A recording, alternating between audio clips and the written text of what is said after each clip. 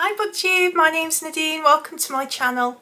So I thought I would share with you some books that are on my radar. So I was having a browse to see what's coming up for the rest of this year, and I got stuck in the horror section, and I have 10 books here to share with you coming out sort of between August and end of October. So without further ado, let's get stuck in. So the first one that is on my radar is Pearl by Josh Malerman. I've read a few things by him and enjoyed them, so this should hopefully be good. And this one says, there's something strange about Walter Koppel's farm. It begins with his grandson, who senselessly murders one of Walter's pigs, but then rumours spread that Walter's grandson heard a voice commanding him to kill, and that the voice belongs to a most peculiar creature, the pig named Pearl. Walter has always been afraid of the strangely malevolent Pearl, but as paranoia takes hold of the townspeople and the townspeople descend on Walter's farm with violent wrath, they begin to discover that true evil wears a human face. So that sounds really, really cool, and that comes out on the 15th of August, so not long at all to wait for that one. The next one on my list is Crypt of the Moon Spider, and this is sort of cosmic horror, I believe. So it says it's book one of a trilogy, the Lunar Gothic trilogy. And the description of this one says, a young woman committed to an asylum undergoes a bizarre treatment that unlocks a vast well of power. Veronica Brinkley has been committed to the Barrowfield home run by Dr. Cull, what a name, to treat her depression. The institution is built on the crypt of a giant lunar spider, tended to by a monastic group of worshippers called the Alabaster Scholars. Dr. Cull is using the lunar silk from the dead spider to repair people's brains. As Veronica's memories are tampered with, she finds a surprising reserve of power within herself, upending everyone else's plans for her and stepping into a brand new role she had never imagined for herself. So that one comes out on the 27th of August. And honestly, if I was asked to be in a building or forced to be in a building on top of a crypt of a huge spider, I would also be quite mad. I hate them. I am not good with spiders at all. Next is Red Rabbit by Alex Grecian, and this one comes out on the 26th of September. And this one says, Sadie Grace is wanted for witchcraft, dead or alive, and every hired gun in Kansas is out to collect the bounty on her head, including bona fide witch hunter Old Tom and his mysterious mute ward Rabbit. On the road to Bergen County, they're joined by two vagabond cowboys with a strong sense of adventure but no sense of purpose, and a recently widowed school teacher with nothing left to lose. As their posse grows, so too does the danger. Racing along the drought-stricken plains in a stolen red stagecoach, they encounter monsters more wicked than witches lurking along the dusty trail, but the crew is determined to get that bounty or die trying. So that sounds really cool. So it sounds like sort of Wild West and monsters and witches and yeah, lots of action. Sounds fun. I haven't read anything by Alex Grecian, so yeah, I'm not sure. Not sure, but yeah, that sounds good. Anyway, stop saying but yeah. Next, The Book of Witching, and this is by CJ Cooke and comes out on the 10th of October.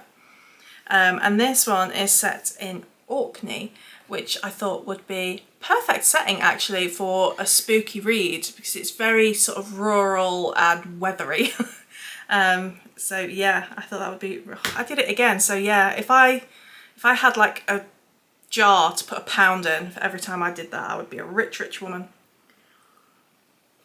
Right, so 400 years separate them, one book binds them. Glasgow 2024, Clem waits by her daughter's hospital bed. Erin was found on an idyllic beach in Finhallow Bay, Orkney, with catastrophic burns, and only one memory. Her name is Nix. But how did she get these burns, and how did her boyfriend end up burned alive? Orkney 1594, accused of witchcraft, Alison Balfour awaits trial. The punishment, to be burned alive. Separated by 400 years but bound by the Book of Witching, two women stand imperiled. Can they unlock a centuries-old mystery, and will Finhallow Bay give up its secrets before someone else dies? Now, I have to say, I like the idea of the setting for this, but I'm a little bit hesitant to go for it because it's like the two time periods, and generally it's not a winner for me. But sometimes it works, so yeah, we will see. We will see. I think I'll probably give it a go. So next then, we have one by John Connolly, which is out, when is this one out? 24th of October, so again perfect in time for spooky season. And it is called Night and Day, and it is supernatural short stories. So this says, it takes us from the dusty shelves of an uncanny library filled with fictional characters to a bunker deep beneath the earth where scientists seek revenge on old Nazis, from an English marsh haunted by a mother and her son to a country house where a grieving widower finds comfort in a most unlikely source. Concluding with the author's account of how an obscure horror film brought him closer to his lost father and how nostalgia can help through our hardest times, this is a collection that will move, entertain and keep you reading late into the night. I enjoy John Connolly, so I'm looking forward to this. Next, this one sounds wild. It sounds so much fun. It's called Heads Will Roll by Josh Winning, and that is out tomorrow, 8th of August. I don't think I'm going to be posting this video today, so by the time this is out, then this book should also be out.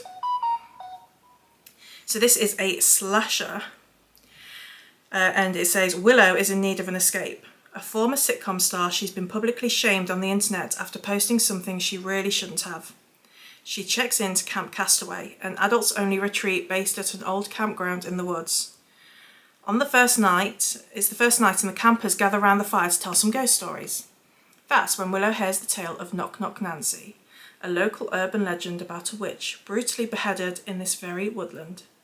They say her restless spirit knocks on doors late at night. If you answer, she'll take your head. Willow doesn't believe in ghost stories, but the next day, a camper has vanished under mysterious circumstances. And then that evening, in her cabin, Willow hears it. Knock, knock, knock. That sounds so much fun. I really want to read that one. That sounds perfect for me. The next one then is So Thirsty by Rachel Harrison. This one is out on the 10th of September. And the description for this one says, Sloane Parker is dreading her birthday. She doesn't need a reminder she's getting older or that she's feeling indifferent about her own life. Her husband surprises her with a birthday weekend getaway, not with him, but with Sloane's longtime best friend, troublemaker extraordinaire Naomi. Sloane anticipates a weekend of wine tastings and cosy robes and strategic avoidance of issues she'd rather not confront, like her husband's repeated infidelity. But when they arrive at their rental cottage, it becomes clear Naomi has something else in mind. She wants Sloane to stop letting things happen to her, for Sloane to really live. So Naomi orchestrates a wild night out with a group of mysterious strangers, only for it to take a horrifying turn that changes Sloane's and Naomi's lives literally forever. The friends are forced to come to terms with some pretty eternal consequences in this bloody, seductive novel about how it's never too late to find satisfaction, even though it might taste different than expected. So that sounds fun. I do love a bit of a vampy action. Next then is The Madness by Dawn Kurtagich. And this one comes out the 27th of August. Okay. Beware what waits in the shadows. With one unexpected email from her estranged best friend, Lucy, Mina Murray's carefully curated life is turned upside down. Leaving behind her psychiatric practice in London, she returns home to the windswept shores of Wales. Faced with everything she's left behind, she soon discovers that Lucy's symptoms mirror those of her mysterious amnesiac patient hundreds of miles away. With nothing but an untreatable sickness connecting the two women, and with Lucy's life on the line, Mina finds herself asking questions and being drawn ever deeper into a web of secrets, missing girls, and the powerful nameless force at its centre, one that has been haunting her for years. As terrible ancient truths begin to reveal themselves, Mina prepares to confront her own darkest secrets, and with them an evil beyond comprehension. Together with a group of smart, savvy women, Mina seizes one last desperate chance to stop the cycle that began so long ago. But there are dangers to inviting the attentions of what might not be a man, but a monster. So, I like the cover of this, and I'm sort of expecting this to be a bit of a women-centred retelling of the Dracula story, judging by what it says, really, for Mina and Lucy and all that kind of stuff. So I am up for that. I hope it's done well, and not just on the bandwagon, but it looks good, and yeah, it looks very atmospheric. Next then, Graveyard Shift by M.L. Rio. And this one comes out the 24th of September. I haven't read M.L. Rio before, so they're the author of If We Were Villains, which everybody was raving about, so fingers crossed this is good. Cover looks cool, so let's see. Every night in the college's ancient cemetery, 5 people cross paths as they work the late shift. A bartender, a rideshare driver, a hotel receptionist, the steward of the derelict church that looms over them, and the editor-in-chief of the college paper, always in search of a story. One dark October evening in the defunct churchyard, they find a hole that wasn't there before, a fresh open grave where no grave should be. But who dug it, and for whom? Before they go their separate ways, the gravedigger returns. As they trail him through the night, they realise he may be the key to a string of strange happenings around town that have made headlines for the last few weeks, and that they may be closer to the mystery than they thought. So yeah, this sounds cool. It sounds very gothic, so I am up for that, especially this time of year, sort of, well, the time of year this is coming out, end of September. It sounds like a perfect October read. And finally then, something that looks a little lighter. This is called Haunted Ever After by DeLuca, and it says it's the first book in a series, the Boneyard Key series. So, as you know, I like a cosy, and it looks kind of cosy. Cassie Rutherford needs a fresh start, so she says goodbye to Orlando and hello to Boneyard Key. Cassie is charmed by the historic town, but there's something unusual about her new home. The magnets on her fridge definitely didn't read "My House" when she put them up. But Cassie's catching a certain vibe from grumpy coffee shop owner Nick every time he slips her a free slice of banana bread with her order, so it's not all bad. When Cassie tells Nick of the spooky goings-on in her cottage, they decide to team up to look into the former owners, and it doesn't take long for them to realise they have a connection based on more than just the paranormal. But Cassie's worried she's in too deep with this whole haunted home ownership thing, and Nick's afraid to get too close, just in case Cassie gets scared away for good. And this one comes out on the 15th of August, so not long to wait for this one either. So yeah, they are 10 of the books that I'm interested in over the next few months. Let me know if there are any other horror books that are on your radar that you think I should add to my list. And I hope that you found something here that you hadn't heard of that you might like to check out yourself. Do let me know. And I might do this with other genres as well. I'm not sure, I'll see what time I have. But I'm very excited for these ones anyway. So yeah, I will catch you guys soon. Bye!